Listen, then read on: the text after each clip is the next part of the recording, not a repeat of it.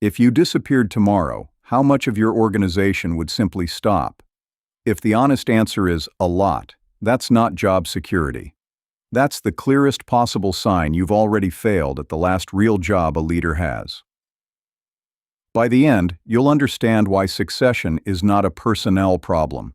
The audit that shows you exactly how much of your company is secretly just you, and the three-part structure that lets an organization outlive its founder. Walter Demetriou, founder and CEO of a construction firm, 35 years, 67 years old, in good health. One Wednesday, his COO of 12 years hands him a retirement letter. Walter comes in that Saturday to clear his desk, and instead spends 3 hours mapping everything that roots to him.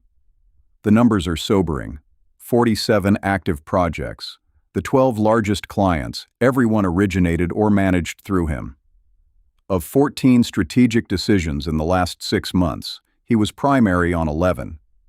A 3-week governance audit found 27 separate approval categories that required his signature, 14 genuinely CEO level, and 13 that routed to him purely out of habit. He delegated those 13 that week. Then he wrote himself a memo.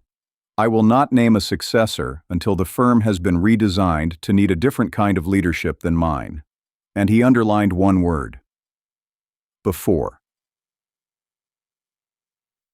Before we go further, run Walter's audit in your head for a second. Name one decision that, if you're honest, still routes only to you.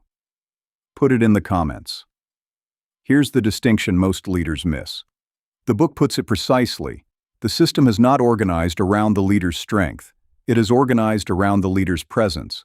Those are not the same architecture, and only one of them survives when the presence ends. Walter's firm didn't run on his brilliance. It ran on his being in the room, and you cannot hand the next person being in the room. Which is why the standard succession move fails. You find someone qualified, you transfer the title, you leave. But if every decision, every relationship, every approval still routes to the person in the chair, you haven't handed over a company, you've handed over a bottleneck with a new name on it. The successor inherits your practice, not a structure. And within a year, they're drowning in the same 27 signatures. So the real work of leaving happens before the goodbye, and it has exactly 3 parts. The book calls it succession architecture.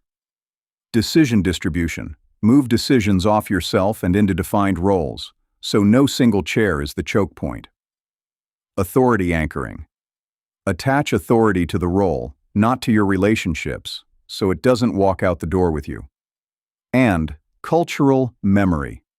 Make the why survive you, the reasoning behind how things are done, so the next generation inherits judgment, not just rules. Do those 3, and the successor inherits a structure rather than a practice. Here's the reframe. The leader who leaves well does not leave a vacancy, they leave a structure. And the audit you can run this week is the one Walter ran. List every decision that still routes to you personally. Every single one is a decision that has to be transferred before naming a successor means anything at all. The free containment check shows you how much of your organization still depends on you being there. The full framework is in The Leader Who Leaves Well.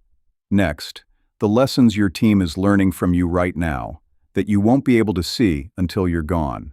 Subscribe.